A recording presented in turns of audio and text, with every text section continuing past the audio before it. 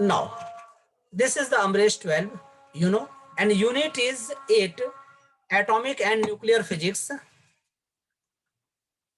and chapter is nuclei, and this is the lecture number 3rd. My name is Amresh Chaudhary, and my second name is Harsh, and today I will discuss the topic name is radioactivity. What is the radioactive decay law? What is the half life, mean life? ये सब सारी बातें आज हम लोग करेंगे। देखो, radio activity एक प्रोसेस है जिसमें कि अनस्टेबल न्यूक्लियस वो डिके करता रहता है, मतलब कुछ ना कुछ न्यूक्लियाई को निकालता है और वो स्टेबल होने की कोशिश करता है। पहले इसके लिए स्टोरी समझाता हूं मैं आपको। अगर आपने एक डब्बे में यहां पे लाके यूरेनियम रख दिया, ठीक है, यूरेनियम रख दिया, तो जानते हो क्या होगा? इससे ना रेडिएशंस निकलने लगेंगे, वो दिखेगा भी नहीं आपको, इसमें रेडिएशंस निकलने लगते हैं। कुछ अल्फा रेज निकलते हैं, कुछ बीटा रेज निकलते हैं, कुछ गामा रेज निकलते हैं, जो रेडिएशंस होती है, ठीक है। तो ये जो सबस्टेंस है, इस सबस्टेंस को हम लोग कहते हैं radio activity, sorry radio active element, sorry गलत बोल दिया मैंने, रेडियो एक्टिव एलिमेंट। और ये जो प्रोसेस होता है, इस प्रोसेस को कहते हैं बेटा रेडियो एक्टिविटी। अब इसके लिए मैं स्टोरी सुनाता हूं आपको, ये रियल वाली स्टोरी है। हुआ क्या था कि मैं पहले एक प्राइवेट कॉलेज में पढ़ाता था, जीएल बजाज में। उससे पहले जीएल बजाज में प्राइवेट कॉलेज में पढ़ाने से पहले मैं एक कॉलेज है यहाँ पे, दयाल सिंह कॉलेज, या डीयू के अंदर आता है, ठीक है, जो दिल्ली में है वो जानते होंगे, ठीक है। वहां पे मैं फिजिक्स पढ़ाने जाता था, ठीक है, बीएससी के बच्चों को दयाल सिंह कॉलेज में मैं फिजिक्स पढ़ाने जाता था। अब इसकी स्टोरी सुनाता हूँ। हुआ क्या कि थोड़े दिन के बाद दयाल सिंह कॉलेज के बाद मुझे द हिंदू कॉलेज एक है, वहां पे मुझे स्पीच वगैरह देने के लिए या कुछ एक्स्ट्रा क्लासेस लेने और इंटरव्यू वगैरह लेने के लिए, बच्चों का टेस्ट उस लेने के लिए मुझे वहां बुलाया गया, ठीक है, प्रैक्टिकल के लिए मैं चला गया वहां। अब वहीं पे द हिंदू कॉलेज के पास एक कॉलेज है, वेंकटेश कहते हैं उसको, वेंकटेश कॉलेज। वहां पे क्या हुआ कि वहां पे एक लल्लू सा टीचर आया, ठीक है, और वहां का जो प्रिंसिपल था वो काफी एजेड थे और उतना सीरियस नहीं थे, ठीक है। तो वहां की कहानी सुनाता हूं क्या हुआ। वहां पे जो फिजिक्स का टीचर है लल्लू सा, मैं लल्लू इसलिए बोलूंगा क्योंकि फिजिक्स का रहते हुए भी उसको ये नॉलेज नहीं था। उन्होंने क्या किया, जो फिजिक्स के लेबोरेटरी में बहुत सारा सामान रखा हुआ था, तो उन्होंने कहा ये सब सारा सामान पुराना हो गया है, सबको बेच दो। उन्होंने क्या किया, एक न्यूक्लियर रिएक्टर रखा हुआ था, छोटा वाला, ठीक है, वो मशीन होती है, वो बड़ा वाला रिएक्टर नहीं, वो छोटा एक मशीन होता है, उसको न्यूक्लियर फिजियोमीटर कहते हैं। उसको उन्होंने, वो सब सामान बेच रहा था तो उसको भी बेच दिया। और ये बहुत मोटा शील्ड जैसा होता है, माना एक छोटा रूम के बराबर होता है, ये लोहे का एकदम मोटी मोटी दीवारें होती है, ठीक है। उसको ठीक कराना छोड़ के उन्होंने बेच दिया उसको, ठीक है।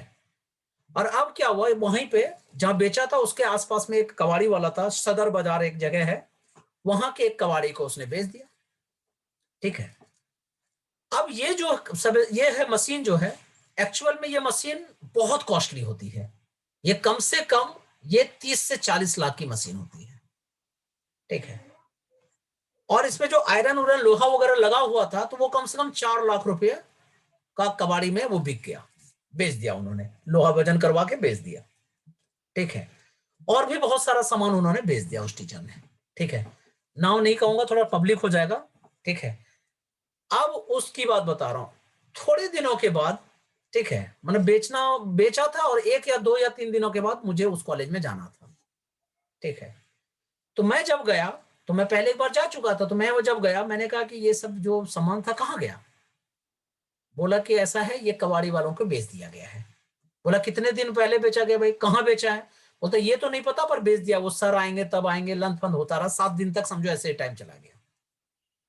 तब तक क्या हुआ कि न्यूज में ये सब सारी बातें हो गई कि जिस कबाड़ी को बेचा था ना, उस कबाड़ी वाले ने उस लोहे के सामान को और उसके अंदर जितना भी सामान था, ठीक है, उस सब को एक बेसमेंट में जाके उसने रख दिया था, अपने कबाड़ी का बेसमेंट में रख दिया था। आपको पता है ये जो सबस्टेंस फिजियोमीटर था, उसके अंदर एक यूरेनियम का आइसोटोप्स रखा होता है, जो बॉक्स में रखा होता है, ठीक है। और वो बहुत कम इंटेंसिटी का होता है यूरेनियम, लेकिन क्या होता है कि वो सामान ले जाते समय ना वो वाला बॉक्स टूट गया, ठीक है। उन लोगों ने उतना ध्यान नहीं दिया, वो हल्का सा ग्रीन ग्रीन कलर का होता है यूरेनियम, आप लोगों को पता होगा। तो उन्होंने रिएक्टर को नीचे रखा, वो उसने उसमें 2 या 3 दिन के अंदर क्या देख रहा है कि वहां के सारे लोगों को ना इचिंग स्टार्ट हो गया, घर में देह में खुजली स्टार्ट हो गया, इचिंग स्टार्ट हो गई, उसके पड़ोस के लोगों सबको। सब लोग डॉक्टर के पास भाग रहे हैं कि भाई इचिंग स्टार्ट हो गया, इचिंग हो गया। उन लोगों को क्या मूर्ख होते हैं, वो लोग पढ़े लिखे नहीं होते, उन लोगों को क्या पता है इचिंग हो गई कोई बात नहीं है। एक्चुअल में क्या हुआ, धीरे धीरे धीरे धीरे वो पूरा मोहल्ले के लोगों को इचिंग हो स्टार्ट हो गया, ठीक है। इचिंग हो गया, कुछ लोगों के आंखों में पानी आना स्टार्ट हो गया, किसी का व्हाइट व्हाइट होने लगा बॉडी। सब लोग डॉक्टर को भाग रहे हैं, डॉक्टर के पास भाग रहे हैं, ठीक है। तभी तक मुझे कुछ पता ही नहीं, ठीक है। थोड़े दिनों के बाद क्या हुआ, जब हम लोग सुन रहे हैं तो एक दिन अचानक जो है न्यूज में आया, और रात के 1-1:30 बजे, 1-1:30 बजे के करीब मैं न्यूज देख रहा था खोल के, ठीक है। दिल्ली वाला न्यूज में देख रहा था, तो उसमें दिया कि सदर बाजार के लोगों को बहुत ज्यादा इचिंग स्टार्ट हो गई है, ठीक है। और वहां के जो लोग हैं, डॉक्टर एकदम हॉस्पिटल भरा भरा जा रहा है, लोगों को बीमारियां होने लगी है, और सब लोग भगवान का बोलते हैं कि भगवान की वजह से ये हो गया। वहां के लोगों ने पूजा पाठ शुरू कर दिया, ये कर दिया वो कर दिया, मुस्लिम लोग भी पूजा करने लगे हैं, कुछ ऐसे ऐसे स्टोरी चलने लगा वहां पे, ठीक है। भगवान नाराज हैं, ये है वो है। रात में 1-1:30 बजे जब मैंने वो न्यूज देखा, देखते देखते 2:30-3 बजे तक मेरा दिमाग अब हो गया हॉल में, मुझे दिमाग में वही पक्का पता चल गया कि इन लोगों ने वो रिएक्टर बेचा होगा, और उसमें यूरेनियम वगैरह कुछ होगा, यूरेनियम इथोरियम कुछ होगा, और वो जो है खुल गया होगा, और जिसके कारण रेडिएशंस निकली होगी, उसके कारण वो मोहल्ले में हो रहा है। मेरे दिमाग में ये बात तुरंत क्लिक की। 2:30 बजे मैं कार उठाया, उठा के सबसे पहले वही कॉलेज गया, ठीक है। कॉलेज के प्रिंसिपल को बुलाया मैंने, बोला कहाँ है भाई आप, ठीक है। उनके पास गया, मैं अरे सोए हुए, मैंने कहा मैं आपके पास आ रहा हूँ। मैं गया और जाके उनको पूरी स्टोरी सुनाया मैंने, ध्यान उन्होंने दिया नहीं। तब मैं द हिंदू कॉलेज जहां मैं क्लास ले रहा था वहां मैं गया, वहां के सर को सुबह 6:30 बजे मैंने जगाया। मैंने कहा सर कहाँ हो आप, क्या हुआ। मैंने कहा देखिएगा बाद में आप लोगों पे केस हो जाएगा, आप लोगों का कॉलेज बंद हो जाएगा, क्योंकि आप लोगों का कोलाइड होता है ना, ये तो आप लोगों का वो बेचा हुआ है, जाके देख लीजिए जाके। तुरंत जो है उसने क्या किया, मेरे को मैंने वो जो हिंदू कॉलेज ने तुरंत उसने रिटर्न में लिख के दिया मिनिस्ट्री में। मिनिस्ट्री में दिया तो तुरंत कॉलेज में आईआईटी के कुछ प्रोफेसर को भेजा गया कि चेक कीजिए, न्यूक्लियर डिपार्टमेंट के प्रोफेसर को भेजा गया कि चेक कीजिए जाके क्या हुआ है। अब वो लोग ने जब आए तो वो लोग इधर उधर चेक कर रहे थे, जो जो रिपोर्ट हुआ बना के दे दिए। अचानक एक क्या हुआ, मैं वहां से पढ़ा हुआ था, तो वहां का एक सीनियर ने मुझे बोला कि बोले मेरे कॉलेज से कुछ बच्चे कुछ टीचर जा रहे हैं आज, इसलिए क्लास नहीं हो रही है। तो जब टीचर, मैंने कहा कि मुझे मेरे से जरूर मिलवाना। जब मैं वहां गया फिर सर को सारी स्टोरी मैंने सुनाया। उसमें जो मेरे जो एचओडी हैं, ठीक है, डी भट्टाचार्य, वो भी थे। उनको पूरी स्टोरी मैंने सुनाया। मैंने कहा सर ये एक्चुअल में सीन ये है, आप जाइए ये पता कीजिए। अब क्या होता है कि यहाँ पे रेडियो एक्टिव सब्सटेंस को जज करने के लिए मशीन नहीं थी, और यहाँ होती नहीं है, ठीक है। हमारे कॉलेज, छोटे कॉलेज में भी नहीं होता है। दिल्ली में, उसमें दिल्ली आईआईटी में तभी 2 मशीन सिर्फ हुआ करता था, जो चेक करता है कि कहाँ पे रेडियो एक्टिव एलिमेंट है। तब जानते हो, BARC, Bhabha atomic research centre Mumbai, आप लोगों ने नाम सुना होगा, ठीक है, बार्क उसको कहते हैं। वहां पे मेल गया, वहां से इंजीनियर सब आए, और उन लोगों ने क्या किया, एकदम पूरा बॉडी ढका होता है, आप लोगों ने देखा भी होगा, पूरा बॉडी ढका होता है, और एक ऐसे वायर की तरह लगा होता है, डंडे की तरह, और जाके चेक करता है कि कहाँ कहाँ यूरेनियम है, ठीक है। तो जिस मोहल्ले में हुआ, तो मैंने कहा कि देखिएगा जिस मोहल्ले में हुआ उसमें पहले कबाड़ी वाले को ढूंढिए कि कौन कबाड़ी वाला है, ठीक है। तब धीरे धीरे पता चला कि वो कबाड़ी वाला है। कबाड़ी वाले के अंदर बेसमेंट में जाके फिर उस मशीन को लिया गया, फिर डिफ्यूज किया गया। उस कॉलेज के जो वो लल्लू टीचर है, उसको 3 साल की फिर जेल हुई। बहुत लंबा लंबा प्रोसेस चला। कहने का मतलब क्या है कि रेडियो एक्टिविटी जो है ये एक प्रोसेस होता है बेटा, जिसमें से alpha rays, beta rays, gamma rays, delta, बहुत सारे रेज होते हैं, लेकिन जनरली यूरेनियम से जो है 3 रेज निकलते हैं, अल्फा बीटा गामा। तो ये जो न्यूक्लियस है ये टूट के, ठीक है, ये टूट जाते हैं और कोशिश करते हैं कि स्टेबल बने, क्योंकि अनस्टेबल है। इस प्रोसेस को ही रेडियो एक्टिविटी कहते हैं। और सबसे पहले याद रखिएगा, इसको जो सबसे पहले एक साइंटिस्ट थे जिनका नाम था हेनरी बैकरेल, ठीक है, उन्होंने इसको इन्वेंट किया था। उन्होंने इसके बारे में बताया था कि ऐसा है रेडियो, माना ये न्यूक्लियर एक्टिविटी, रेडियो एक्टिविटी इसे कहते हैं। नाउ तो पढ़ के सुनाइए मुझे, what is the radio activity. पढ़िए, कोई पढ़ लो, चलो शिवेश पढ़ लो। Radioactivity is a nuclear phenomenon in which an unstable nucleus undergoes decay to form stable nuclei. In other words, radioactivity is the phenomenon of spontaneous disintegration of the nucleus of an atom with the emission one or more penetrating radiations like A particles, beta ये नहीं है, alpha particles. Alpha particles, beta particles और gamma particles. इसका मतलब Yes. है कि जब spontaneous disintegration होता है, इसका मतलब स्पॉन्टेनियस, कोई फिक्स नहीं है, अचानक से हो जाएगा, ये ऐसा चलता है। इस प्रोसेस को ही रेडियो एक्टिविटी कहते हैं। तो कुछ रेडियो एक्टिव सबस्टेंस जो होता है वो होता है यूरेनियम, पोलोनियम, ये सब सारा होता है। पढ़ के सुनाइए Deepanshu, what is the examples of the radio active substance. Sir, examples of radioactive substance are uranium, polonium, radium, thorium, actinium, etc. It is seen that all naturally occurring elements with atomic number greater than 82 show radioactivity. बहुत मस्त line मैंने लिखा है यहाँ पे, 82 से जिसका atomic number ज्यादा होगा, ठीक है। मैंने कहा भी था, देखो उस सॉरी यहाँ तो नहीं, उस वाले ग्राफ में दिखाया था मैंने, याद है कि एक्टिनियम से आगे, मतलब वहां पे एक ए होता था और बीच में यूरेनियम होता था, यहां से लेके बाद तक वो सारा रेडियो एक्टिव एलिमेंट होता है। तो इसका मतलब uranium, polonium, radium, thorium, actinium, ये सब सारे रेडियो एक्टिव एलिमेंट है। और पता है इंडिया एक ऐसा जगह है जहां पे इसमें 3-4 मटेरियल का अपना रिएक्टर है। यूरेनियम का रिएक्टर तो बहुत जगह है, आपको पता ही है। और इंडिया में जानते हो यूरेनियम खुद निकलता है यहाँ के खदानों से, आपको पता होगा। यहाँ जादूगोड़ा एक जगह है वहां पे, ठीक है, गुजरात में एक जगह है वहां पे, वहां से ही यूरेनियम निकलता है। पोलोनियम आपको पता भी होगा, पोलोनियम, रेडियम, थोरियम, ये सब बहुत ज्यादा निकलता है। थोरियम का तारापुर रिएक्टर है, आप लोगों को मालूम है। तो कहने का मतलब यह है कि जिसका एटॉमिक नंबर 82 से ग्रेटर होगा वो सब सारे सबस्टेंस रेडियो एक्टिविटी शो करेंगे। अब समझिएगा, अगर आपके पास यूरेनियम है और आपने इसको क्या किया, एक लेड ब्लॉक में रख दिया, लेड मतलब शीशा होता है, तो शीशे का ब्लॉक होता है, ठीक है। लेड ब्लॉक में आपने क्या किया, यूरेनियम रख दिया, ठीक है। और इस साइड में आपने नेगेटिव चार्ज फील्ड रख दी, ये फील्ड है, और इस साइड में आपने पॉजिटिव चार्ज फील्ड रख दी। तो जानते हो क्या होगा, इसमें से रेज निकलेंगे। तो इसमें तो अल्फा, बीटा, गामा निकलेगा।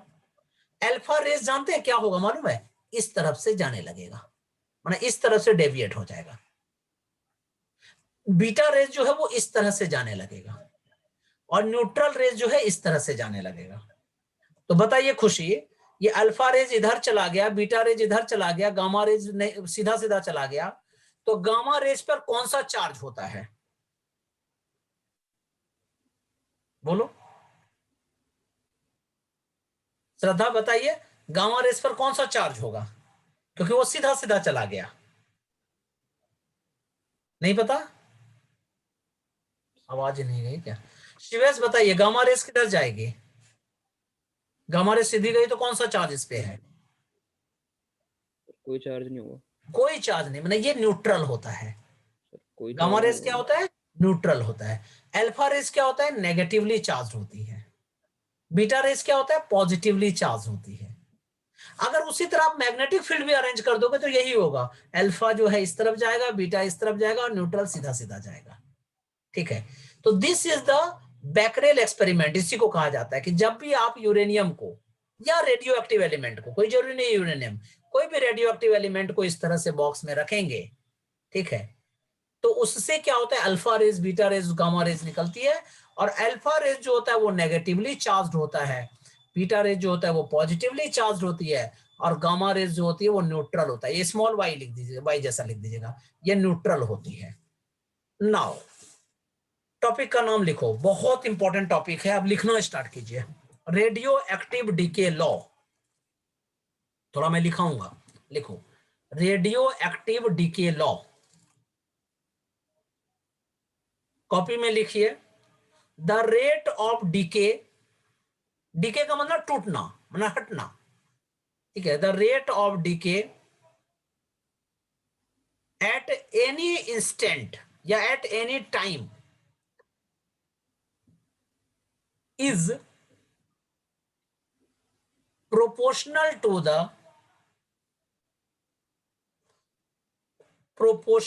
the number of undecayed nuclei. Paper में ये जरूर लिखिएगा आप लोग, और ये आएगा ही आएगा। ये 3 टॉपिक अभी जो मैं कराऊंगा, तीनों में एक पक्का आएगा। तुम कहोगे सर इसका मतलब क्या हुआ, पहले ये बताइए मुझे। सपोज करो एन नॉट जो है वो number of radioactive nuclei है जो पहले प्रेजेंट था, ठीक है, जब आप लेके आए थे तभी इतना था। थोड़े टाइम के बाद, मान लो टी टाइम के बाद, या 10 सेकेंड 20 सेकेंड 1 घंटा के बाद, मान लो उसका नंबर एन हो गया, ठीक है। तो किस रेट से ये जाता है, ये जो रेट ऑफ डिके होता है वो जानते हो, ये एन के डायरेक्टली प्रोपोर्शनल होता है। क्यों, मैंने लिखा है यहाँ पे, the rate of decay at an instant is proportional to the number of undecayed nuclei, ठीक है, कि कितना बचा हुआ है अभी, तो यही तो बचा हुआ है। तो देखो रेट जब वो कहता है तो टाइम से डिवाइड करते हैं, तो dn by dt is directly proportional to the n, और ये डिके हो रहा है मतलब कम हो रहा है, इसलिए माइनस साइन देते हैं। यहां किसको नहीं समझ में आया बताओ? खुशी एकदम क्लियर कट हुआ बाबू, बताओ पहले। Yes sir. श्रद्धा समझ में आया बाबू?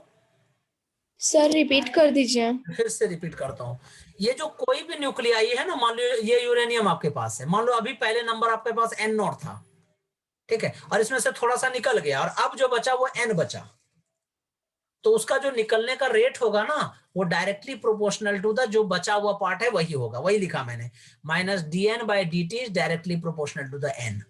यहां तक क्लियर है Shraddha? Yes sir. Very good. यही वाला चीज आप लोगों को याद रखना है। अब यहीं से आगे स्टार्ट होगा पूरी स्टोरी। जब प्रोपोर्शनलिटी साइन हटाते हैं तो कांस्टेंट डालते हैं, तो क्या लिखेंगे, minus dn by dt is equal to lambda n। Chemistry में आप लोगों का एक चैप्टर होगा रेडियो काइनेटिक्स से कहते हैं, ठीक है, केमिकल काइनेटिक्स, उसमें यही सब यूज होगा, ध्यान दीजिएगा। अगर इसको आप अच्छे से पढ़ लिए तो आपका केमिस्ट्री भी बोर्ड हो जाएगा, या फिजिक्स तो बोर्ड हो ही जाएगा।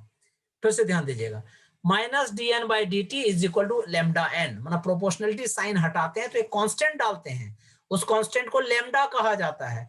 लैम्डा को ही कांस्टेंट ऑफ डीके कहते हैं, या डीके कांस्टेंट कहा जाता है, मतलब किस रेट से कोई चीज टूट रहा है। डीके का मतलब टूटना होता है, मैं लिख देता हूं हिंदी में, टूटना। अच्छा नहीं लगेगा लेकिन समझ जाओ तुम लोग ठीक है, तो रेट ऑफ डीके, तो minus dn by dt is equal to lambda n। अब देखिए माइनस dn अपॉन n, इस n को इधर कर दीजिए, dt को इधर कर दीजिए बेटा, तो क्या हो जाएगा, लैम्डा dt। अब अगर मुझे टोटल निकालना है तो हमें क्या करना पड़ेगा, इंटीग्रेट करना पड़ेगा। इन सब में इंप्लाइज का साइन जरूर लगाइएगा, ठीक है। तो minus dn by n is equal to, ठीक है, लैम्डा dt इंटीग्रेशन। आप चाहो तो इस माइनस साइन को इधर लेते आओ, कोई फर्क नहीं पड़ता है, ठीक है। अब हम लोगों ने इंटीग्रेशन किया इसको, ठीक है, तो dn by n is equal to minus lambda dt। अब कहां से कहां तक, मान लो पहले जो था इसकी वैल्यू, ठीक है, ये पहले भी सॉल्व कर लेते हैं इसको, ज्यादा अच्छा है। जब integration of dn is equal to क्या होता है, log n, dn by n, और minus lambda constant integration of t क्या होगा, dt, t plus constant c। This is the equation number first, equation first. पहले यहां तक बताओ दीपांशु जी, कोई डाउट है तो बोलो, जिसको भी डाउट है बोलो पहले।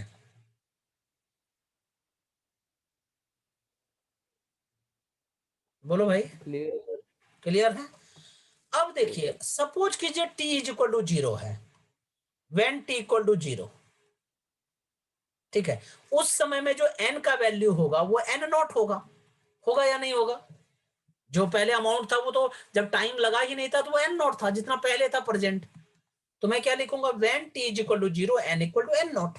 अब इस इक्वेशन में पुट कर दीजिए उसको, तो क्या लिखोगे बाबू बताओ तो, log n naught is equal to minus lambda into 0 plus c। तो c इज इक्वल टू क्या हो जाएगा, log n नॉट। यहां तक कोई गड़बड़? इसको सब्स्टिट्यूट कर दीजिए, मैं लिखता हूं substituting this value in equation first, substituting this value in equation first, तो क्या लिखेंगे, log n is equal to minus lambda T plus log n not, correct. अब देखो प्लस log n है, इसको इस साइड लेते आइए तो माइनस हो जाएगा,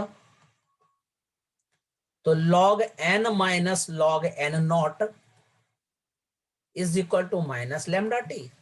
और आपको पता है log जब भी माइनस में रहता है तो अपॉन हो जाता है, तो log n upon n naught is equal to minus lambda T. अगर नहीं, जिस बच्चे को याद है, वैसे तो मैंने कराया हुआ है, फिजिक्स में भी कराया था, मैथ्स में भी कराया है, जिस बच्चे को नहीं याद मैं बता देता हूं, log x plus log y is equal to log xy होता है। log x minus log y, log x into y नहीं, अपॉन y हो जाता है। log x to the power y, तो y मल्टीप्लाई में चला जाता है। ये 3 रूल बताया था मैंने, ठीक है। अब देखो, अगर फिर एक चीज और भी बताया था मैंने कि अगर log x आपके पास है, यहाँ बेस e है, इज इक्वल टू y है, ठीक है, तो x इज इक्वल टू क्या हो जाता है, log को जब अगले साइड ले जाते हैं तो एंटी log हो जाता है, मतलब e to the power y हो जाता है, ठीक है। ये log में थ्योरी बताया था मैंने। तो यहां भी देखो log का बेस क्या है, e है। अगर मुझे log को अगली साइड ले जाना है तो क्या बचेगा, n is upon n naught is equal to e to the power minus lambda T, ठीक है। और जब ये डिवाइड में है तो अगली साइड में जाके मल्टीप्लाई में, तो n इज इक्वल टू क्या फॉर्मूला हो गया, n not into E to the power minus lambda T. क्या दिक्कत है बताइए मुझे। This is called decay law और एक्सप्रेशन फॉर डीके। यहां तक क्लियर है, बोलो। Yes sir. यहां तक ही आज आप लोग करके रखिए, क्योंकि आप लोगों को ज्यादा भी हो गया है, कहीं कंफ्यूज होंगे आप लोग। कमिंग क्लास में इसके बाद हम लोग करेंगे। Till then yes sir. ये सब सारा आप लोग रिवाइज करके रखिए, क्योंकि आप लोगों को फिर कहीं जाना होना भी छठ पूजा का है, मुझे पता है, किसी तरह झेल रहे हो मुझे। चलिए, ओके बाय, ठीक है, बेस्ट ऑफ लक। ये मैं भेज दूंगा थोड़ी देर में ही, अभी भेज दूंगा, ठीक है, okay bye. Yes sir. Thank you sir. Thank you. Now radio active decay और डिसइंटीग्रेशन कांस्टेंट, पहले समझिएगा बेटा। आपने क्या कहा, minus D N by D T is directly proportional to the N. पहले समझना, ये तुम कहोगे सर ये एन क्या है। मान लो मैंने मार्केट से यूरेनियम खरीद के लाया, देखो ये यूरेनियम लेके आया हुआ है, सपोज करिए कि यूरेनियम मैंने लेके आया। यूरेनियम में कितना नंबर ऑफ एटम्स है, इसको हमने क्या किया, मैंने काउंट कर लिया, तो देखा एन है। मार्केट से खरीद के लाया था, उस समय उसका नंबर था एन नॉट। मैंने मार्केट से खरीद के लाया, उस समय कितना था, एन नॉट। 5 सेकंड के बाद या 10 सेकंड के बाद या 20 सेकंड के बाद हमने क्या किया, चेक किया, तो आपको पता है रेडिएशंस होती है, तो उसमें कुछ मॉलिक्यूल्स ऊपर उड़ के चले जाएंगे, अल्फा बीटा गामा रेज निकल जाएंगे। अब जो उसमें प्रेजेंट है वो एन है, वो एन है। एन नॉट क्या था, इनिशियली प्रेजेंट, इनिशियली प्रेजेंट। और एन क्या है बाबू, right now present, means present at instant. तो उसका जो रेट होगा, किस रेट से निकलेगा, निकलेगा माना माइनस साइन, माना डीके। तो एन किस रेट से निकलेगा इज डायरेक्टली प्रोपोर्शनल टू उस समय कितना प्रेजेंट है। तुम कहोगे सर थोड़ा सा घर की लैंग्वेज में बताइए। सपोज करो तुम लोगों के लिए आज स्पेशली मैंने पॉकेट में पर्स रखा हुआ है, ठीक है, ये मैंने पर्स अभी देखा, पर्स में मेरे 7-8 हजार रुपए पड़े हुए थे, ठीक है। मेरे बाबू ने जो है 1-2 हजार रुपए अपने लिए खर्च कर लिए, वो दीपक भैया ने जो है उसने 500 हजार रुपया खर्चा कर लिया, ठीक है।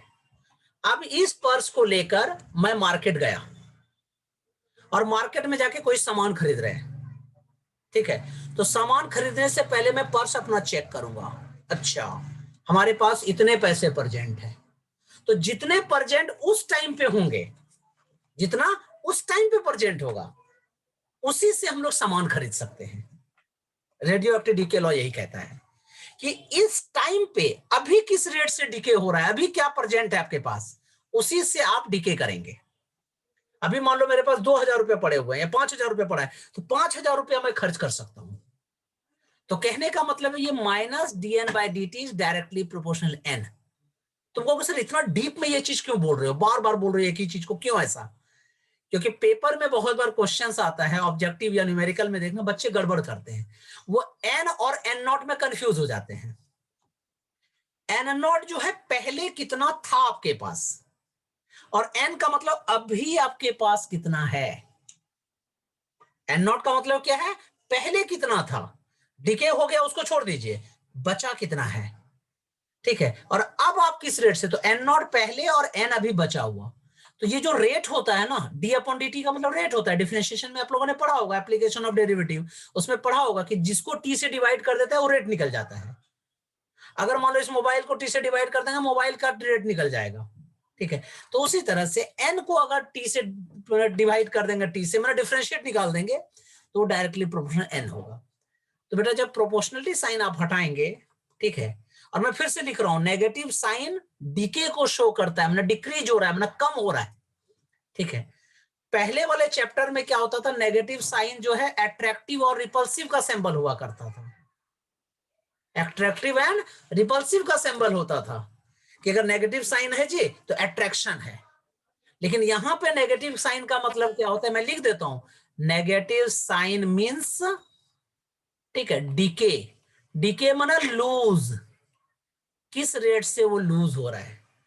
जब प्रोपोर्शनली हटाते हैं तो लैम्डा एक कांस्टेंट डालते हैं, this is called the lambda N. Clear है? अब एन को इधर लेते आइए, तो लैम्डा इज इक्वल टू क्या हो जाएगा, minus D N upon D T upon N, this is called decay constant. CBSE 2007 question है कि dn बाई dt की वैल्यू गिवन है और n का वैल्यू गिवन है, तो बताइए what is the decay constant. ठीक है, सेम क्वेश्चन, यही फॉर्मूला लगाना था और आंसर आ जाता आपका। अगर कोई लैंग्वेज में पूछेगा कि sir what is the decay constant, what is the disintegration constant, तो आप क्या कहेंगे, the ratio of the rate of change of decay to the actual number percent at that instant, उस समय कितना परसेंट है। ये एक बार सिर्फ पूछा गया है 2001 में, वो भी आईसीएसई में पूछा गया, सीबीएसई में नहीं, आईसीएसई में पूछा गया 2001 में कि बताइए डीके कांस्टेंट का डेफिनेशन क्या होता है, ठीक है। तो यही लिखना था। चलिए अब हम लोग टॉपिक लिखो कॉपी में, बहुत इंपॉर्टेंट टॉपिक है, लिखिए हाफ लाइफ, हाफ लाइफ, ठीक है। पहले समझना बेटा, एक बात बताता हूं, सपोज करो शिवेश जी, आप साउंड ऑन कीजिए, आपके दादाजी कहाँ के रहने वाले हैं शिवेश जी? सर गांव में थे। बताओ ना कहाँ यार, एवरेज जगह बताओ ना, कहीं भी बता दो, कहाँ के रहने? गोंडा के। अच्छा, गोंडा में यूपी के रहने वाले हैं, बहुत अच्छी बात है, वेरी गुड। अच्छा उनके दादाजी? सर वहीं पे। उनके दादाजी, अगर मैं ऐसा पूछने लगूं तो आप परेशान हो जाओगे, बोलोगे सर पागल।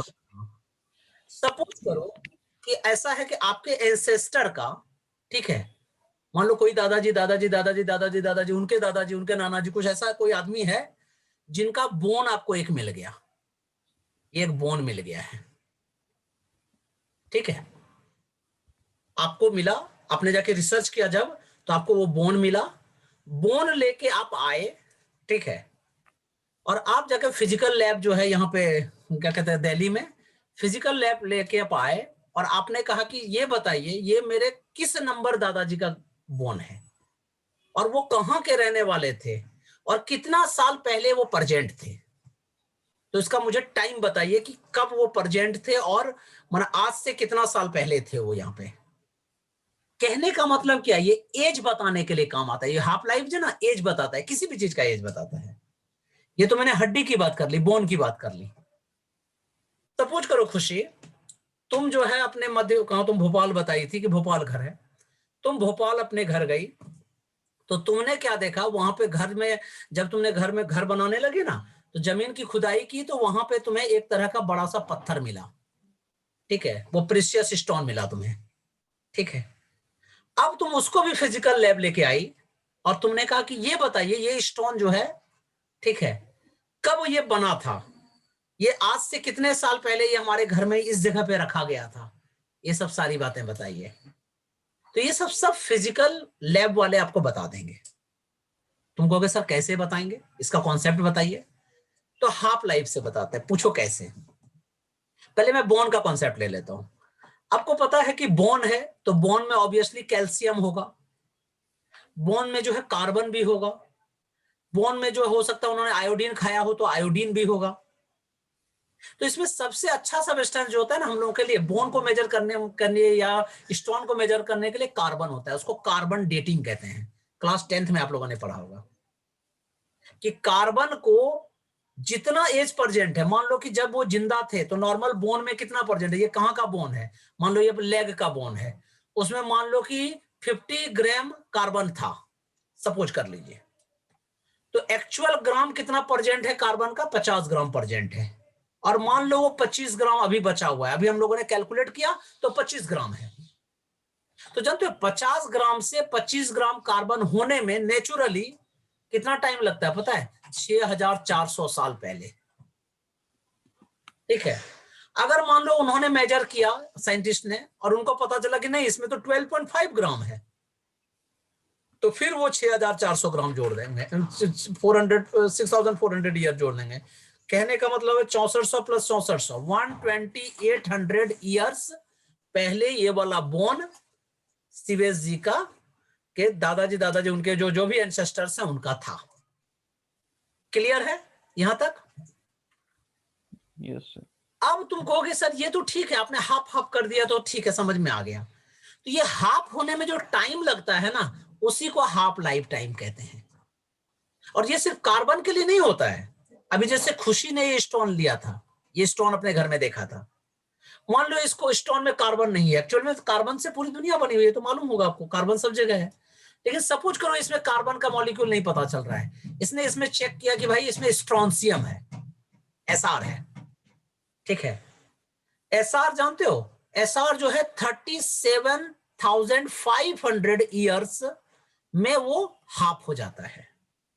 तुमको ये पता कैसे चलता है कि इतने में हाफ होता है, इतने में हाफ होता है? तो ये सब केमिस्ट्री और फिजिक्स के दोनों के कोलैबोरेशन से फॉर्मूला बनाया गया है, उससे पता चलता है कि हर सबस्टेंस का कार्बन मतलब सब का डेटिंग क्या है। तो ये 37,500 37,500 ईयर्स जो है स्ट्रोंसियम हाफ हो जाता है। मतलब इसका हाफ लाइफ टाइम जो है, अगर मैं कहूं कि टी हाफ कितना है स्ट्रोंसियम के लिए, 37,500 है। तुम कहोगे सर इसके द्वारा आप कहना क्या चाहते हो? इसके द्वारा मैं ये कहना चाहता हूं कि किसी भी सबस्टेंस को हाफ होने में जो टाइम लगता है उसी को हाफ लाइफ कहते हैं। देखा, एक स्टोरी से पूरा समझ में आ गया। तो पढ़ के सुनाइए Khushi, what is the definition of half life? Yes, sir. The time interval in which one half of the radioactive nuclei originally present in radioactive sample disintegrate is called half-life of the radioactive substance. अब It is denoted by T half. हम इसको T half से denote करते हैं, ठीक है। अब तुम कहोगे सर ये बात तो समझ में आ गई है, फॉर्मूला वाइज हम लोग कैसे कैलकुलेट करेंगे, उसका फॉर्मूला क्या होता है ये हमको बताइए। तो देखो मान लो टी इक्वल टू कितना टाइम लगता है हाफ होने में, उसको टी हाफ कह दिया। एन इक्वल टू क्या हो जाएगा, एन नॉट बाय 2 माना हाफ हो जाएगा। और हम लोग फॉर्मूला जानते हैं कि कभी भी नंबर ऑफ प्रेजेंट एटम्स या नंबर या न्यूक्लियाई या रेडिएशंस इक्वल टू जो फॉर्मूला होता है वो होता है N not into E to the power minus lambda T. फिर से बोल रहा हूं, फिर से रिपीट करो वंस मोर, कि कोई भी सब्सटेंस को आधा होने में हाफ उसी को हाफ लाइफ टाइम कहते हैं। और इसका फॉर्मूला क्या होता है बेटा, कहीं मान लो पहले मान लो 50 नंबर ऑफ मॉलिक्यूल था, 25 नंबर हो गया, तो कैसे पता चलेगा, किस फॉर्मूला से? तो n is equal to N not into E to the power minus lambda T, ये फॉर्मूला होता है। अब देखिए n के जगह अभी कितना प्रेजेंट है, n कितना है, n नॉट बाय 2, और n नॉट यहाँ पे कॉपी कर दीजिए, ई टू द पावर कॉपी कर दीजिए, माइनस कॉपी कर दीजिए, लैम्डा कॉपी कर दीजिए, और t के जगह क्या लिखेंगे, टी हाफ। यहां तक कोई गड़बड़ है तो पहले बताओ मुझे, किसी भी बच्चे को समझ में आया या नहीं, या नहीं समझ आया तो बताइए। n की जगह क्या पुट करना है, n0/2। श्रद्धा बताइए, यहां तक क्लियर है बाबू? और n0 इंटू सर क्लियर है। Minus lambda into t²। अब देखो ये n0 और ये n0 कट कर दीजिए आप, तो क्या बचेगा, हाफ बचेगा। मैं लिख रहा हूं यहां पे, half into e⁻ minus lambda t²। यहां तक क्लियर है? नाउ अब क्या है, देखो ये हाफ है, हाफ को रेसिप्रोकल कर दीजिए, ऊपर कर दीजिए, तो क्या लिखेंगे, 2 इज इक्वल टू, तो ई पे पावर जो माइनस साइन है वो प्लस हो जाएगा, लेमडा t²। पूछो क्यों, हमने रेसिप्रोकल किया। यहां तक क्लियर है दीपांशु? देखो हाफ है, उसको रेसिप्रोकल किया, 2 हो गया, e⁻ माइनस लेमडा t/2 को रेसिप्रोकल किया, e⁻ लेमडा t/2। यहां तक कोई डाउट है तो बताइए मुझे। क्लियर है? क्लियर है सर। Very good. अब दोनों साइड में लॉग ले लो। तुम पूछो सर क्यों ले, क्योंकि एक्सपोनेंशियल हटाना है मुझे, तो मैं इंग्लिश में एक वर्ड लिख रहा हूं, यहाँ पे एक सेंटेंस लिख रहा हूं, टेकिंग लॉग बोथ साइड्स। कोई आपसे पूछेगा कि क्यों ले रहे हो, तो क्या कहोगे कि मुझे एक्सपोनेंशियल हटाना है इसीलिए। तो क्या लिखेंगे, log 2, और ये जो log है उसका बेस e है, ठीक है, log 2 is equal to log e⁻ lambda t², और इसका भी बेस e है। अब आपको पता है log 2 है, इसको कॉपी कर लीजिए, log 2 बेस e, और जानते हैं log e पे पावर जो रहता है वो मल्टीप्लाई में चला जाता है, तो लेमडा t²। कौन सा फॉर्मूला है, मैं यह फॉर्मूला लिख दे रहा हूं जिससे आपको कंफ्यूजन नहीं होना चाहिए, log x⁻y is equal to y log x। तो वही lambda t½ log e base e, ठीक है। अब देखिए, मैं log का फॉर्मूला आप जानते होंगे कि log e बेस e की वैल्यू 1 होती है, log a बेस a की वैल्यू 1 होती है, तो ये इसकी वैल्यू 1 है, तो 1 है तो क्या लिखेंगे, lambda t½ is equal to log 2 base e। अब हमें क्या चाहिए, t½ चाहिए, तो t½ is equal to log 2 base e upon lambda. जब इसका टेबल में देखोगे वैल्यू, ठीक है, पहली बात है देखो ये एक्सपोनेंशियल लॉग है, इसको कॉमन लॉग में चेंज करते हैं, तो आप लोगों को बताया गया होगा 2.303 log 2 बेस 10। मैंने संडे क्लास में भी ये सब लिया हुआ था कि अगर कभी भी आपके पास नेचुरल लॉग है उसको कॉमन लॉग में चेंज कीजिएगा, तो 2.303 कांस्टेंट आपको डालना पड़ता है, ठीक है। तो मैं लिख देता हूं, जो भी फॉर्मूला यूज हो रहा है मैं साइड साइड लिखता जा रहा हूं बेटा।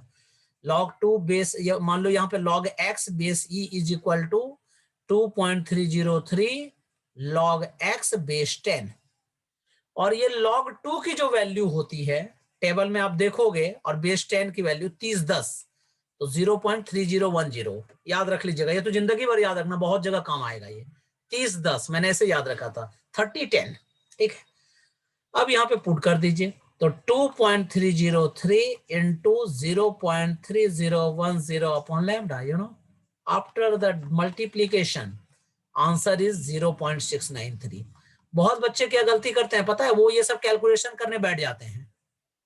घर में आप कर सकते हैं, पेपर में ये सब करने की जरूरत नहीं, आपको याद होना चाहिए ये t½ की वैल्यू जो होती है वो 0.693 अपॉन लैम्डा। अब देखो, अगर तुमको कार्बन का डीके मालूम है, लैम्डा की वैल्यू पुट कर दीजिए, आपको पता चल जाएगा कार्बन आधा होने में कितना टाइम लगता है। अगर आपको ऑक्सीजन का पता है, स्ट्रोंशियम का पता है, फ्लोरियम का पता है, जो भी सबस्टेंस का पता है, जानते हो फ्लोरीन से दांत का पता लगता है।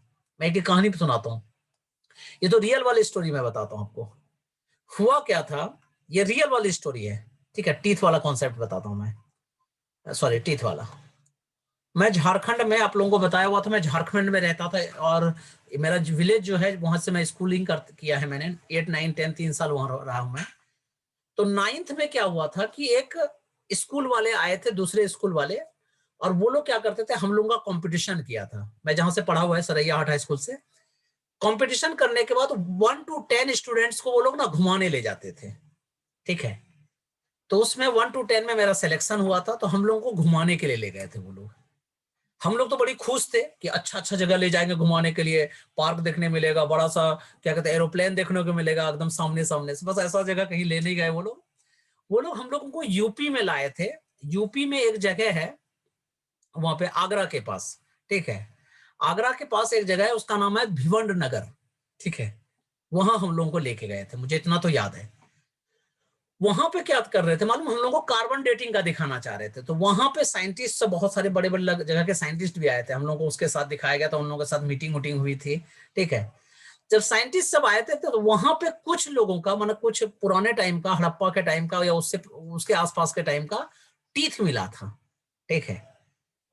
और टीथ जो मिला था ना, तो टीथ में पता करके वो लोग टीथ से पता लगा रहे थे कि ये जो अवशेष है वो कब का है, मतलब ये जो रेसिड्यू बचा हुआ है कब का है।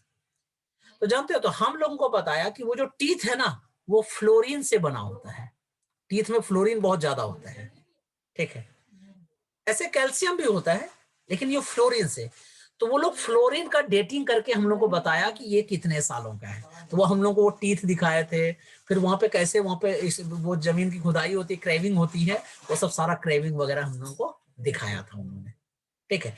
तो कहने का मतलब क्या है कि फ्लोरीन एक ऐसा सब्सटेंस है जिससे हमें पता लग जाता है कि कितने टाइम में, ठीक है।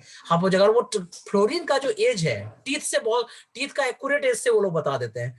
तो उन्होंने बताया था हम लोगों को कि ये जो है टोटल, ठीक है, 3740 साल पहले ये ह्यूमन प्रेजेंट था। 3740 ईयर्स पहले ये आदमी जो है वहां पे प्रेजेंट था। तो वही हम लोगों को मालूम चला था। तो जब हम लोग हिस्ट्री भी पढ़ते थे, हम लोग का एक सब्जेक्ट हिस्ट्री हुआ करता था, तो हिस्ट्री में हम लोग जब पढ़ते थे ना, तो एक टीचर हम लोग को हिस्ट्री में आके बताते थे कि कार्बन डेटिंग होता है। मैंने कहा सर फ्लोरीन डेटिंग भी होता है। बोलते हाँ तुम लोग घूम घाम के अभी आए हो ना, इसलिए तुम लोग भाषण दे रहे हो। तो जानते हैं वो फ्लोरीन जो है उससे भी हमें पता लग जाता है। फ्लोरीन का डीके का वैल्यू यहाँ पे पुट कर दीजिएगा तो उससे आपको पता लग जाएगा कि फ्लोरीन कितने साल में हाफ हो जाता है। क्लियर है मेरी बातें? यहां तक कोई डाउट है तो बताइए। No sir. Very good. तो अब इस एक्सप्रेशन को अभी अपने सामने, मेरे सामने करके दिखाइए, आप लोग कॉपी में कीजिए। Thus you know the half life of radioactive substance is inversely proportional to the decay constant। इसका मतलब अभी क्या हुआ कि टी हाफ जो है वो inversely proportional to the lambda होता है, और ये independent of the number of N naught होता है। देखो डीके जो है, लॉ ऑफ डीके, वो एन पे डिपेंड करता है, लेकिन हाफ लाइफ जो है वो एन नॉट पे डिपेंड नहीं करता है। कहने का मतलब the number of radioactive nuclei present initially in the sample does not depend on half life, या half life is not depend on this. तो पढ़ के सुनाइए दीपांशु।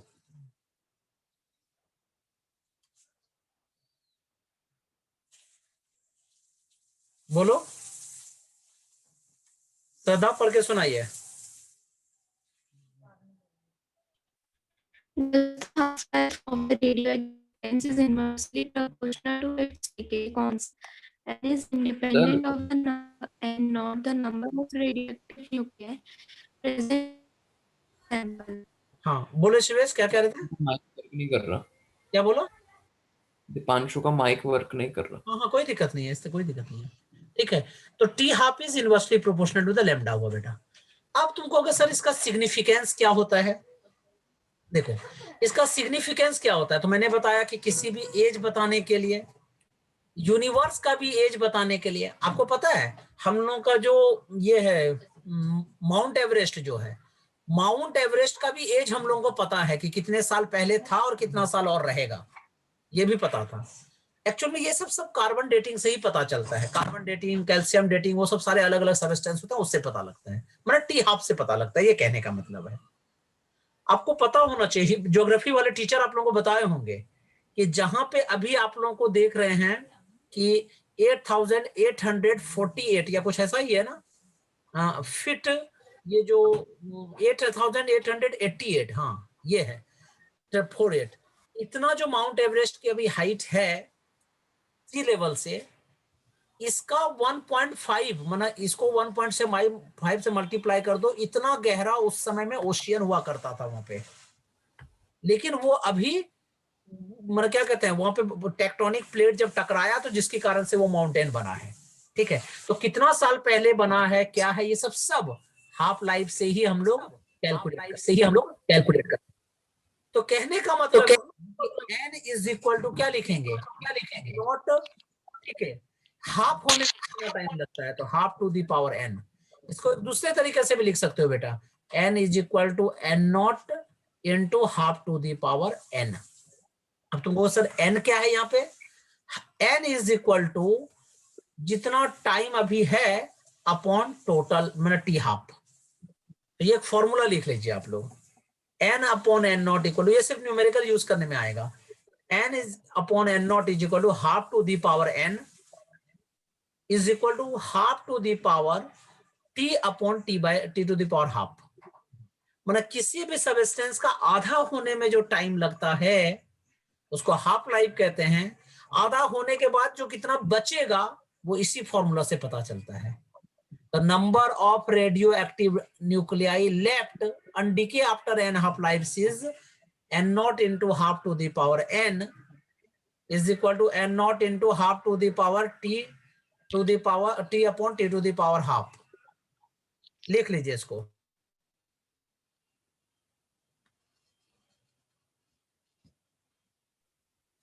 ठीक है, तो n is equal to n not into half to the power n is equal to n not into half to the power t upon t half. New topic लिखिए, mean life. ये चलिए, तो what is the mean life, you know mean life is, ठीक है, the average life of the total radio active substance, means the average time for which the nuclei of a radioactive sample exist is called mean life or average life। तो अभी मैंने बताया example, किसमें क्या करो, सारे लाइव्स को add करके उसको टोटल नंबर ऑफ न्यूक्लियाई से डिवाइड कर दीजिए, उसी को मीन लाइफ कहा जाता है। तो पढ़ के सुनाइए श्रद्धा यहां से यहां तक।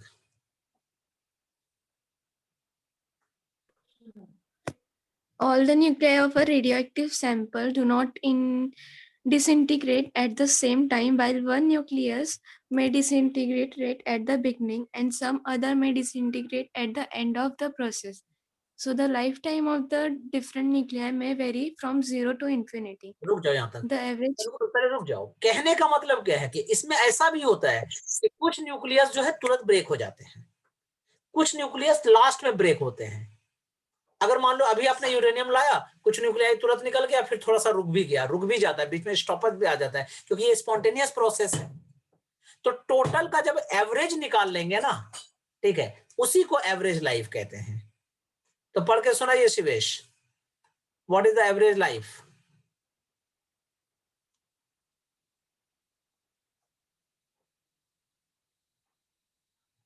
खुशी पढ़ के सुनाइए। The average time for which the nuclei of radioactive sample exist is called mean life or average life of that sample. It is equal to the ratio of the combined age of all the nuclei to the total number of nuclei present in the given sample. It is denoted by T. Mean life is equals to sum of the lives of all nuclei upon total number of nuclei. ठीक है, तो लिख लो definition, मैंने ये formula लिख लीजिए, mean life is equal to sum of the lives of all the nuclei upon total number of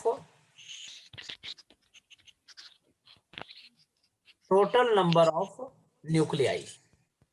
अब इसका एक दूसरा फॉर्मूला बताता हूं, ठीक है, बहुत इजी वाला। ठीक है, इसको टाउ से डिनोट किया जाता है। ठीक है, एवरेज लाइफ को किससे डिनोट करते हैं, टाउ से। तो टाउ इज इक्वल टू वो जो हम लोगों ने फॉर्मूला लैम्डा का पढ़ा था उसका ऑपोजिट कर दो, मतलब 1 अपॉन लैम्डा। लैम्डा का क्या फॉर्मूला होता है, 0.693 अपॉन टी हाफ। इसका रेसिप्रोकल कर दीजिए तो क्या हो जाएगा बाबू, टी हाफ अपॉन 0.693। तो tau is equal to formula लिख लीजिए, टी हाफ अपॉन 0.693। और जब इसको सॉल्व करोगे ना तो इसकी वैल्यू आएगी 1.44 T half. This is called average life. Clear है? तो इसको लिख लीजिए. What is the activity of a radioactive substance? अब रेडियो एक्टिविटी किसको कहते हैं? ठीक है, अभी जो फॉर्मूला आप पढ़ रहे थे ना, n is equal to n not into E to the power minus lambda T, अगर इसी को r एक्टिविटी जो है r को डिनोट करता है, अगर फॉर्मूला लिख दो तो क्या हो जाएगा, r naught into E to the power minus lambda T. अब तुमको अगर सर एक्टिविटी होता क्या है, the rate of decay as the number of radioactive disintegrating taking place per second, मतलब एक सेकेंड में कितना निकलेगा उसी को एक्टिविटी कहा जाता है. मान लो अगर मैंने 1 सेकेंड खड़ा रहा, यूरेनियम लेके मान लो 1 सेकेंड मैंने खड़ा रहा, 1 सेकेंड में कितने नंबर ऑफ एटम्स निकल गए, उसी एटम्स मतलब उतने नंबर ऑफ एटम्स को ही आर कहते हैं, उसी को एक्टिविटी कहते हैं. ठीक है, इसका बहुत ज्यादा यूज होता है. मैं बताता हूं, मैंने वो स्टोरी आप लोगों को सुनाया भी था कि जब यहाँ पे सदर बाजार में वो जो यूरेनियम रखा गया था, उसका एक्टिविटी जो है वो बहुत कम था, स्लो था, इसीलिए आज रख दिए, 3 दिन 4 दिन के बाद वहां के लोगों को कैंसर होना स्टार्ट हुआ या वहां रेडिएशन से स्टार्ट हुई. तो कहने का मतलब क्या है कि यूनिट टाइम में कितना नंबर ऑफ डिके हो रहा है, दैट इज कॉल्ड एक्टिविटी. और इसका एक ही फॉर्मूला है, R is equal to R naught into E to the power minus lambda T. Clear है शिवेश? तो what is the activity of a radioactive substance? पढ़ के सुनाइए.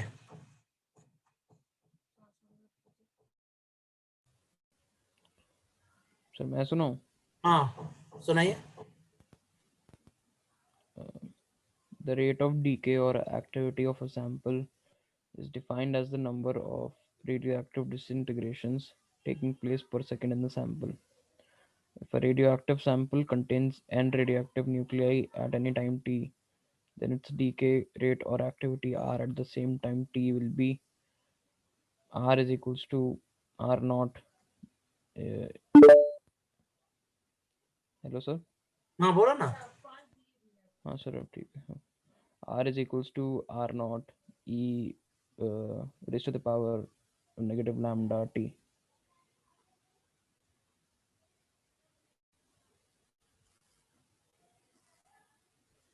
हाँ हो गया. तो अब देखिए, तो लिख लो वो डेफिनेशन आप लोग लिख लो, R is equal to R naught into E to the power minus lambda T. What is the unit of radio activity? Radio activity को मेजर किस में कहते हैं, इसका यूनिट क्या है? देखो इसका जो यूनिट होता है साइंटिस्ट का के नाम पे ही है, बैकरेल. मैंने बताया था हेनरी बैकरेल ने इसका इन्वेंशन किया था, तो उन्हीं के नाम पे है. The SI unit for activity is the Becquerel. ठीक है, 1 बैकरेल का मतलब क्या होता है पता है, कि 1 सेकेंड में 1 डीके होना चाहिए, मतलब 1 पार्टिकल बाहर निकलना चाहिए. तो 1 becquerel is equal to 1 decay per second.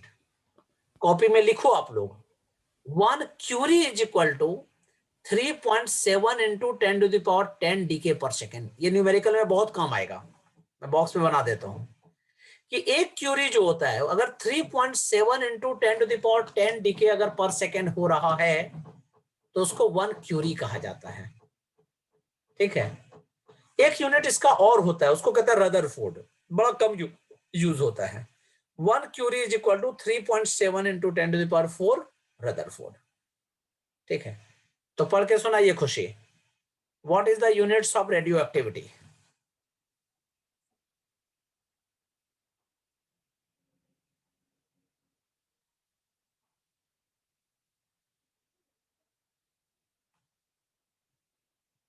पढ़ो शिवेश.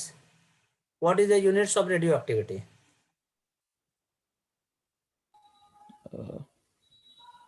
सर स्टार्टिंग से या सिर्फ यूनिट? शुरू से. हाँ sir 1 curie is equals to 1. Sir ये क्या है? The SI unit for activity is अच्छा SI. The SI unit for activity is becquerel, named after the discoverer of radioactivity. 1 becquerel is defined as the decay rate of 1 disintegration per second. 1 becquerel is equals to 1 BQ is equals to 1 decay per second. curie, Ci, 1 curie is equals to 3.7 into 10 to the power 10 decays per second is equals to 3.7 to the power 3.7 into 10 to the power 10 BQ. becquerel, Some हाँ, other 1 curie को yes, sir, becquerel, 3.7 into 10 power 10 becquerel भी कहते हैं, correct. yes sir, becquerel. 1 Rutherford is equal to 10 power 6 decays per second. Clear है? घर में पढ़ लीजिएगा. अब टॉपिक का नाम लिखो, रेडियो एक्टिविटी फॉर्मूला यूज्ड. लिखो कॉपी में, क्योंकि अभी हम लोग न्यूमेरिकल करेंगे तो इसमें यही सब फॉर्मूला यूज होगा. ठीक है. पहली बात है, देखो, displacement law for radio active transformation. अगर मान लो X एक एटम है या न्यूक्लियाई है, इसका एटॉमिक नंबर Z है, एटॉमिक मास A है. ठीक है. अगर इससे एक अल्फा रेज निकल जा रहा है, अगर एक अल्फा निकल रहा है, आपको बताया था मैंने, अल्फा एक हीलियम आयन होता है. तो देख लो, जब अल्फा निकल रहा है, इसका मतलब 2 जो है एटॉमिक नंबर में 2 डिक्रीज हो रहा है, मतलब Z-2 बचेगा. और श्रद्धा, ये समझ में आ रहा है ना बाबू? और एटॉमिक मास A-4 होगा. तो जो भी सबस्टेंस बनेगा उसका एटॉमिक नंबर 2 कम हो जाएगा, एटॉमिक मास 4 कम हो जाएगा. यहां तक क्लियर है श्रद्धा? Yes, sir. Deepanshu, very good. अब हम लोग बीटा डीके की बात करते हैं. तो लिख लीजिए कॉपी में आप लोग, X एक न्यूक्लियाई है, अगर उसका एटॉमिक नंबर Z है, एटॉमिक मास A है, तो उसमें Z-2 और A-4 जो न्यूक्लियाई बनेगा और 2 अल्फा 4 बाहर निकल रहे हैं. अब उसी तरह से अगर बीटा डीके कर रहे हैं, तो X अगर एक एलिमेंट है, उसका एटॉमिक नंबर Z है, एटॉमिक मास A है, तो आपको मैंने बताया था कि बीटा जो एक तरह का इलेक्ट्रॉन होता है, -E0, तो इसका मतलब -1 है. तो कहने का मतलब ये माइनस नहीं होगा, प्लस हो जाएगा. क्यों? क्योंकि देखो, यहाँ का 2 माइनस हो रहा था, तो Z-2, Z में से माइनस किया था. अब यहाँ Z-1, तो Z+1. जो भी पार्टिकल बनेगा, जो भी न्यूक्लियाई बनेगी, उसका एटॉमिक मास में कोई चेंज नहीं आएगा, एटॉमिक नंबर में चेंज आ जाएगा कि 1 बढ़ जाएगा, इंक्रीमेंट हो जाएगा. This is called beta decay. और ये हुआ अल्फा डीके. इसके बाद गामा डीके की अगर बात करें, अगर कोई X एक पार्टिकल है, Z एटॉमिक नंबर है, एटॉमिक मास है. आपको पता है गामा में कोई चार्ज नहीं होता, कोई मास नहीं होता, सिर्फ और सिर्फ रेडिएशंस होती हैं.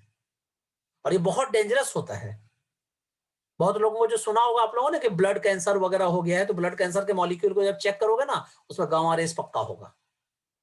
तो उसमें क्या होता है बेटा, पता है? Atomic number Z, atomic mass A, और सिर्फ एनर्जी बाहर निकलती है गामा पार्टिकल्स से. मैंने छोटा सा गामा टेढ़ा मेढ़ा लिख दिया मैंने. लेकिन हाँ, तुम कहोगे सर दोनों में तो कोई चेंज तो हुआ ही नहीं. हुआ ना. ये एक्साइटेड स्टेट है, ये एक्साइटेड स्टेट है, क्योंकि अभी एक्साइटेड है वो, इसलिए तो गामा रेज निकाल रहा है. और बाद में फिर वो शांत हो जाता है, इसको ग्राउंड स्टेट कहते हैं.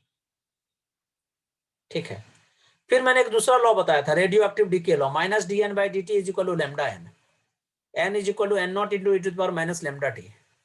Lambda is equal to decay constant और डिसइंटीग्रेशन कांस्टेंट. टी हाफ का फॉर्मूला बताया था मैंने, log 2 base E upon lambda, 0.693 upon lambda. N is equal to N0 into half to the power N, और N की value T upon T half होती है. ये सारे फॉर्मूले बहुत इंपॉर्टेंट हैं. ये मैं कभी कभी व्हाट्सएप पे भी अपना अपडेट करता हूं मैं. ठीक है. ये मैं आप लोगों को फोटो खींच के भेज भी दूंगा सबों के नंबर पे, ये जरूर याद रखिएगा आप लोग. उसी तरह से mean life is equal to क्या फॉर्मूला बताया था मैंने, 1 upon lambda, T half upon 0.693 मतलब 1.44 टी हाफ. आर ही लैम्डा एन होता है equal to lambda into N0 into e to the power minus lambda T. ठीक है. नाउ अब हम लोग क्वेश्चन स्टार्ट करते हैं. चलिए खुशी, क्वेश्चन पढ़ के सुनाइए. The half-life of radium is 1600 years. After how many years 25% of a radium block remains undecayed? ठीक है. देखो, रेडियम का जो हाफ लाइफ है 1600 साल है. ऐसे आंसर चाहो तो तुम लोग ऐसे ही बता दोगे. पूछो कैसे? मान लो जितना अभी प्रेजेंट है उतना से उसको हाफ होने में कितना साल लगता है? 1600 साल लगता है. और अगर वो 100% है तो उसको 50% होने में कितना लगता है? 1600 साल लगता है, 1600 ईयर्स। इसको 25% होने में कितना टाइम लगेगा? तो फिर 1600 साल लगेगा। तो 1600 प्लस 1600 3200 ईयर्स हुआ या नहीं? बोलिए।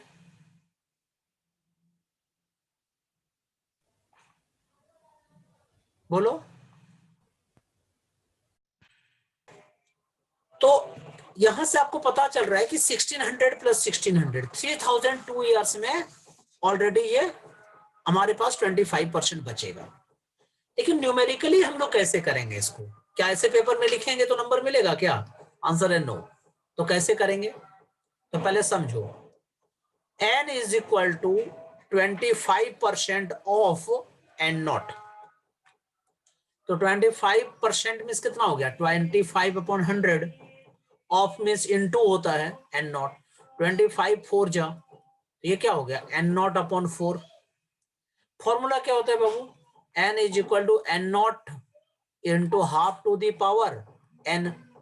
ठीक है, इसी को ठीक है सब्स्टिट्यूट कर दीजिए यहाँ पे।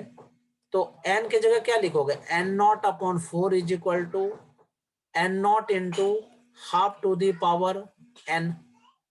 ठीक है, n नॉट कट हो गया, तो 1/2 to the power 2 is equal to 1/2 to the power n।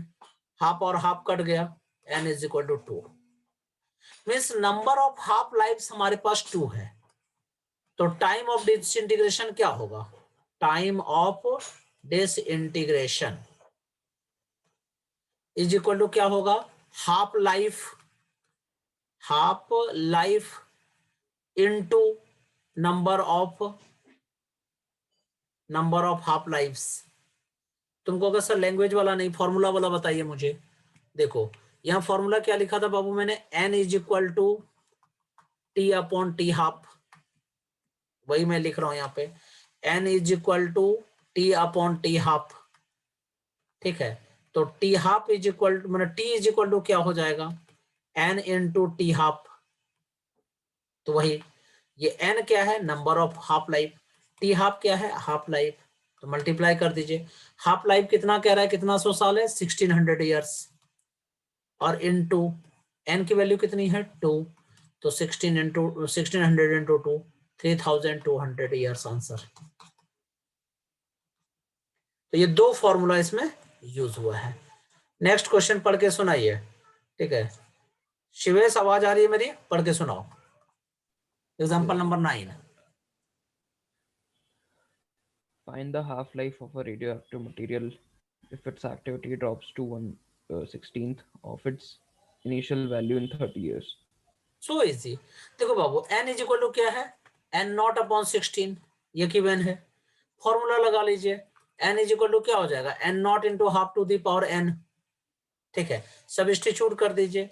तो n not upon 16 is equal to n not into half to the power n। n not cut, 1/2 to the power 4 is equal to half to the power n। 2 दूनी 4 दूनी 8 दूनी 16 पता ही है। Half half cut, n is equal to 4। ये हमारे पास n equal to 4 हो चुका है। हमें क्या कह रहा है? हाफ टाइम पीरियड निकालिए, मतलब टी हाफ निकालना है। ठीक है, तो T half is equal to क्या फॉर्मूला होता है? T upon n. तुम कहो कैसे?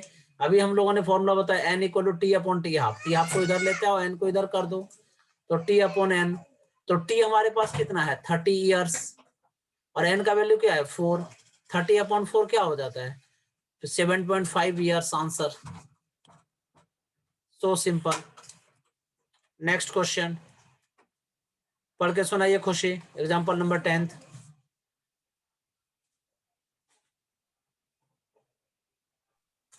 A radioactive material is reduced to 1/16th of its original amount in 4 days. How much material should one begin with so that 4 into 10 to the power minus 3 kg of the material is left after 6 days? बहुत easy है। देखो, reduce to the 1/60 of original. तो क्या formula लिखोगी? n is equal to n not into half to the power n। n not upon 16 is equal to n not into half to the power n। n not cut, 1/16 को 1/2 to the power 4 तो n is equal to क्या हो जाएगा 4, ठीक है। अब इसके बाद t half is equal to क्या फॉर्मूला बताया था मैंने अभी, t अपॉन n, तो t का वैल्यू कितना दे रखा है 4 डेज, 4 दिन के बाद, और अपॉन n, n मतलब 4, तो 4 डेज अपॉन 4 डेज क्या हो गया, तो 1 डे, ठीक है। अब नंबर कितना दे रखा है, n is equal to how much material should be 1, 4 into 10 पर माइनस 3 kg, तो कितना दे रखा है 4 into 10 to the power minus 3 kg।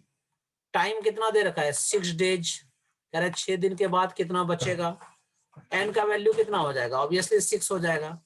Formula क्या होता है, n is equal to n not into 2 to the power n, ठीक है। तो n नॉट हमारे पास क्या है 4 into 10 to the power minus 3, ये उल्टा कर दिए, पहले रुक जाओ मैं फिर से लिख देता हूँ, n is equal to n not into half to the power n, point 0.256 kg answer. Clear है?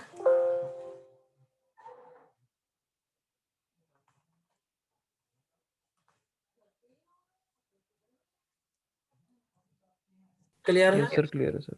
नाउ इसको एक बार ना इसको देख के लिख लो। एक ऑब्जर्वर ने लेबोरेटरी में देखा एन नॉट न्यूक्लियाई प्रेजेंट था, और वो 10 मिनट में वो ऑब्जर्व कर रहा था, और ऐसा ग्राफ उसको मिला, 10 मिनट में ये मिला, 20 मिनट में ये, 30 मिनट में ये। उसके बाद उसने ग्राफ ड्रॉ कर दिया। तो ग्राफ ड्रॉ करने के बाद कहता है first number what is the decay constant, decay constant की वैल्यू क्या होगी। फिर what is the half life, half life की वैल्यू क्या होगी। तो पहले समझो, n is equal to N not into E to the power minus lambda t, n nought को इधर कर दीजिए, n upon n nought is equal to e to the power minus lambda t, इसका रेसिप्रोकल कर दीजिए। तो आपको पता है रेसिप्रोकल करने से n नॉट बाय n हो जाएगा, और माइनस साइन प्लस में कन्वर्ट हो जाएगा, E to the power lambda T. दोनों साइड लॉग ले लीजिए, log n not upon n is equal to lambda T, तो लैम्डा इज इक्वल टू क्या होगा 1 अपॉन T log n not upon n। अब सबकी वैल्यू पुट कर दीजिए। क्या कह रहा है, when t is equal to 10 minute, 10 की वैल्यू, t की वैल्यू कितना है 10 मिनट, ये 10 मिनट है, उस समय इसकी वैल्यू क्या है 2.465, ये इसकी वैल्यू यहाँ पुट कर दीजिए। Lambda is equal log n is equal to log n not upon n is equal to 3.465, तो lambda is equal to 1 upon 10 minute और log 3.4 log n not upon, तो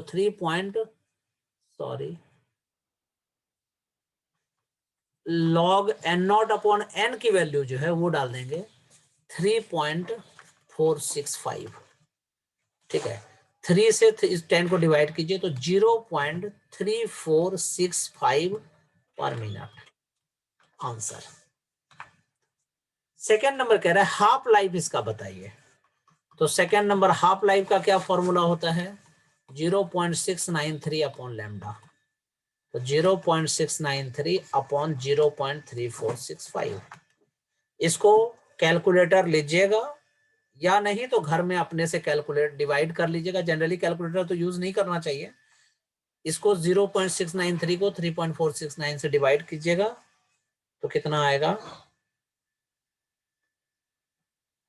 2। आंसर कितना हो गया 2 मिनट आंसर। और कोई अगर आपको कहे कि ये क्वेश्चन 5 नंबर का आया है तो जरा सोच लो कि कैसा लगेगा तुम लोगों को। Properties of alpha beta and gamma rays, ठीक है। अल्फा डीके किसको कहते हैं मैंने बता दिया है कि अगर अल्फा जो होता है वो हीलियम आयन होता है। अगर आपके पास एक्स एक एलिमेंट है जिसका एटॉमिक नंबर Z है, एटॉमिक मास A है, अगर एक अल्फा रेज बाहर निकल जा रही है, ठीक है, तो इसका एटॉमिक नंबर में 2 कम हो जाएगा, मतलब Z-2, एटॉमिक मास में 4 कम हो जाएगा X। केमिस्ट्री वाले टीचर जब ये तुम लोगों को पढ़ाते होंगे, केमिस्ट्री में भी ये चीज है, तो वो क्या बताते होंगे पता है कि एटॉमिक नंबर जब 2 कम हो जाता है तो न्यू मॉडर्न पीरियोडिक टेबल में 2 मना और उसमें 2 ग्रुप में पीछे आ जाता है। नहीं रुको, इसको क्या कहते हैं, इस साइड को क्या कहते हैं, इधर वाले को ग्रुप कहते हैं, इस वाले को पीरियड कहते हैं ना, ऊपर से नीचे पीरियड और ये है ग्रुप, मतलब 2 ग्रुप पीछे हो जाता है, मैंने सही बोला था। मतलब 2 पीरियोडिक ग्रुप में पीछे हो जाता है। मतलब अगर मान लो 7 में है तो 5 में चला जाएगा, 4 में है तो 2 में चला जाएगा। ये अल्फा डीके होता है।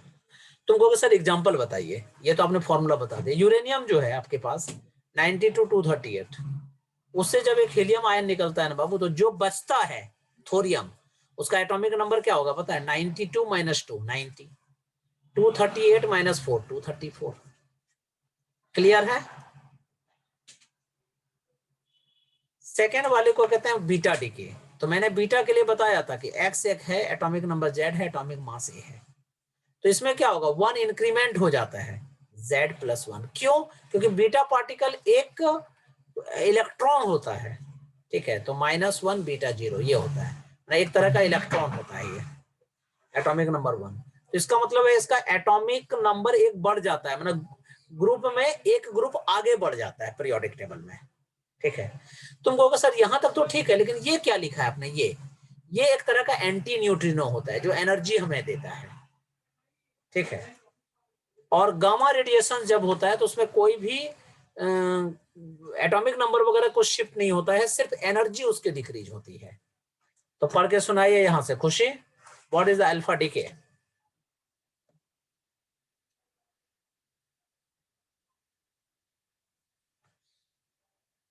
श्रद्धा, व्हाट इज अल्फा डीके बताइए। In alpha decay, alpha particles are emitted. Daughter nucleus is formed from the parent nucleus. The atomic number decreased by 2 and mass number increased by 4. It is a very spontaneous process and happens on its own. It occurs only in radionuclides. For example, uranium 92 and 238 is 9 thorium 90 234 और helium 254। श्रद्धा इस page में कुछ गलत उलत तो नहीं है ना? सब सही है ना? आप लोग बताइए। Shivesh, yes sir. सब सही है ना? अरे भाई डिक्रीजेज होगा यहाँ, नीचे इंक्रीजेज नहीं होगा, डिक्रीजेज होगा। सर वही ठीक बोल है, रहा हूँ। हाँ, कम होता है, घट बढ़ता कोई नहीं है। नाउ बीटा डीके पढ़ के सुनाइए Shivesh. Yes, sir. In case of beta decay, either electron or positron is emitted. Mass number remains the same. Beta decay, in beta decay, electrons are emitted. Atomic number increases by 1. For example, phosphorus P 1532, pho- sulphur phosphorus. 1632 plus electron, और new बार जो है वो anti neutrino बनता है। Beta decay neutrino and anti neutrino, ये मैंने थोड़ा detail में बच्चों को बताया है, ये पेपर में नहीं आता है, ठीक है, फिर भी बता दिया मैंने। न्यूट्रिनो किसको कहते हैं पता है? न्यू जैसा सिंबल जो होता है, और एंटी न्यूट्रिनो न्यूट के बार, ये दोनों न्यूट्रल पार्टिकल्स हैं, बोथ आर न्यूट्रल पार्टिकल्स, ठीक है। ये जब कोई बच्चा नीट का पेपर देता है ना, मेडिकल का, तो उसमें ये पक्का पूछा जाता है, ठीक है, कि न्यूट्रिनो एंटी न्यूट्रिनो का बहुत क्वेश्चन होता है उसमें। तो neutrino and anti neutrino are the neutral particles, they also have the negligible mass, इसके पास मास नहीं होता, extremely high penetration power and extremely weak interaction with matter. NEET 2019 में पूछा गया था कि एक्सट्रीमली हाई पेनिट्रेशन पावर किसके पास होता है, अल्फा बीटा एंड न्यूट्रिनो? तो ऑप्शन था न्यूट्रिनो। क्यों? एक्सट्रीमली हाई पेनिट्रेशन पावर इसके पास होता है। क्लियर है? Now what is the gamma decay? Gamma decay में क्या होता है? जब भी एमिट होता है तो सिर्फ और सिर्फ एनर्जी इस पे यूज होती है, ठीक है, और वो एक्साइटेड स्टेट से ग्राउंड स्टेट में कन्वर्ट हो जाता है, ठीक है, इसी को गामा डीके कहा जाता है। Now what is the gamma decay? Khushi पढ़ के सुनाइए। गामा डीके में क्या होता है? गामा आर एमिटेड, ये एक तरह का इलेक्ट्रोमैग्नेटिक वेव्स होते हैं जिसका शॉर्ट वेवलेंथ होता है। श्रद्धा बताओ। चलो पढ़ो खुशी, पढ़ो। In gamma decay, gamma rays are emitted. Gamma rays are electromagnetic waves with short wavelength. Most of the daughter nuclei of alpha decay and beta decay are in excited state. As a result, they are unstable when the daughter nucleides try to transit from excited state to ground state, they emit radiations. These radiations are known as gamma. This known as gamma decay. Clear है? Alpha decay, beta decay और gamma decay में क्या difference है, alpha beta gamma rays में क्या difference है, ये सब सारी बात आप लोग घर में रीडिंग लगा लीजिएगा। जो है सारी बातें मैंने बता दिया है। ठीक है, ये लेक्चर फिनिश। अभी आप लोग 2 मिनट रुक जाना।